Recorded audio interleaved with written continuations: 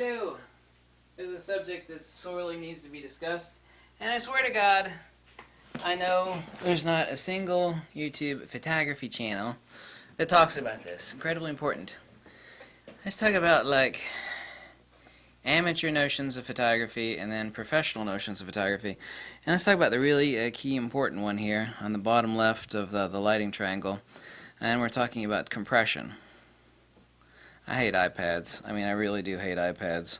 Got two iPads. Pain in the butt. Lighting, compression, dilation. Here you have an amateur photographer that thinks they're going to add some fill light. Let's say you have a backlit situation, right? Robbie's standing there, or your model's standing there. Backlit, perfect composition. You don't really want to change angles.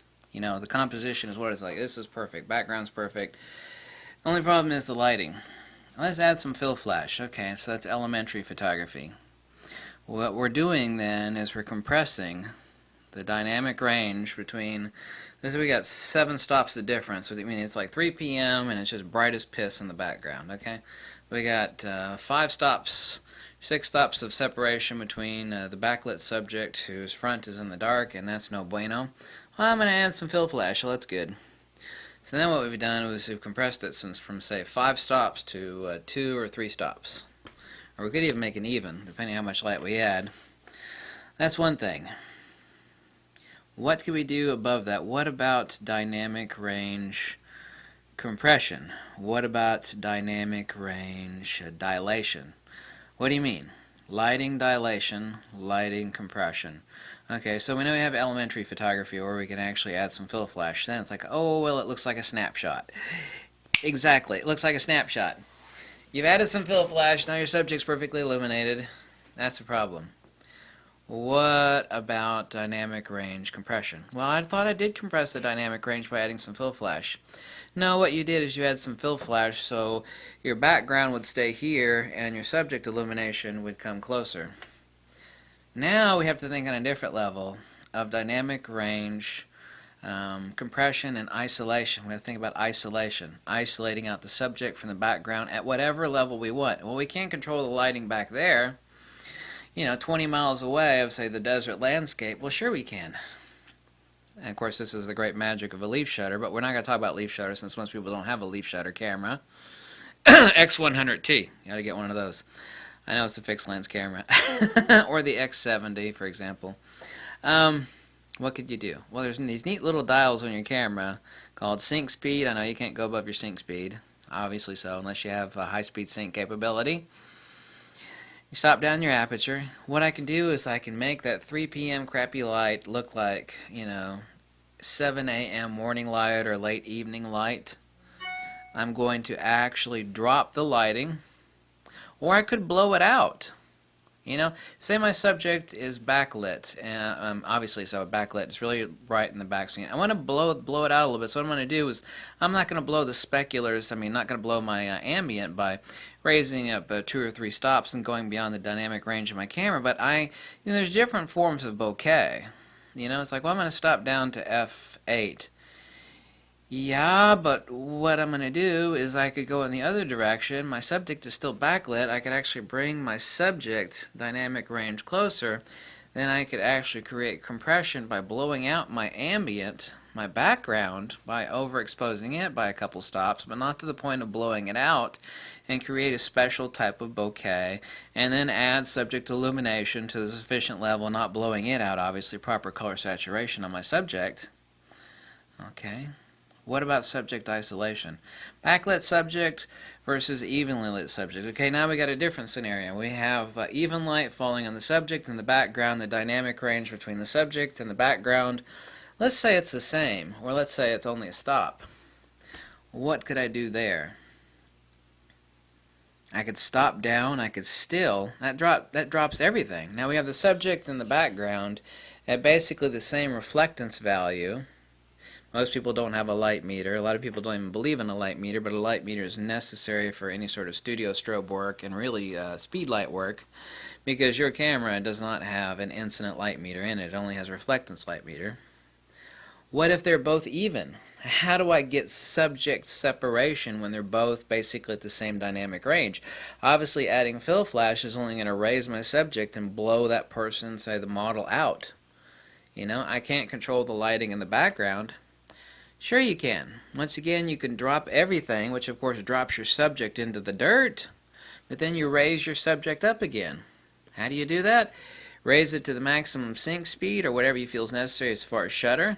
Close down your aperture. So now you've dropped everything by 3 stops, subject and background. And this is where both subject and background are the same value of reflectance. You're not going to take an incident meter reading of the background scenery 20 miles away. You can just do a simple reflectance reading of that. Even your camera can tell you that. Drop them both in the dirt, say like 3.5 or 4 stops, since they're both evenly illuminated, and then you raise your subject up. Lighting dilation. What I've done is dilate the dynamic range between my subject and my background, which are basically the same, by dropping them both into the dirt and then raising my subject. The other thing is compression. Like I said, not a snapshot where you're just adding some fill flash. Well, your snapshot is still a type of compression, right?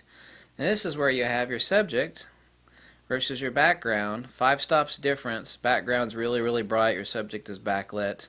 Okay? What am I going to do then? Compress the dynamic range. But not only can I compress the dynamic range, I can do what I do with isolation, with my dilation, my lighting dilation, by actually dropping both down and raising my subject up. I could bring them closer, but I could also drop my ambient down. I can do 2 different things, which is the best thing. Like if it's really, really bright back there and I want to drop it down and subdue that horrible 2 p.m. lighting, I'm going to take everything which I have, say 5 stops dynamic range difference between my subject, which is 5 stops under my ambient. I drop them both down 3 stops. You drop it 3 stops, everything's dropping 3 stops. Now I've got the correct subdued illumination on my background, which may match my subject now, but I could actually raise my subject up for the proper isolation with illumination. You have to think in 3 different ways. You could think about adding some fill flash to compress the dynamic range between your subject and your background, but you also need to be thinking about what can I do for my own compositional effect. Since I can't control the lighting out there, well, yeah, you can. With your shutter speed and your aperture, you certainly can. You have a leaf shutter, oh shit, you can really control it. And this is the magic of a leaf shutter, okay?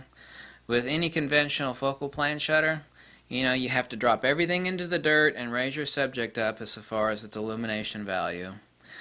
With a leaf shutter, since you can take any crappy old, any sort of flash made by anybody ever, you just turn the shutter speed dial up to 4,000 or 1,000. Turns out the T1 time on a Speedlight, for example, maximum output T1 time is 1,000th of a second. You're not going to get as much illumination, but if it's 15 feet or so, even at 4,000th of a second, the light fall off is still plenty enough. That's the magic of a leaf shutter. People are like, what's so special about that X70 Fuji? What's so special about that Fuji X100T? You just got a pair of XT2s. Why are you still using that slow autofocus speed Fuji X100T? The answer is because of the leaf shutter. The leaf shutter lets you really, that t-shirt I was telling you I like to make light your bitch, that's what a leaf shutter lets you do. So anyway, you need to think not only in terms of fill flash, but in terms of your compression on your lighting, and in terms of the dilation on your lighting.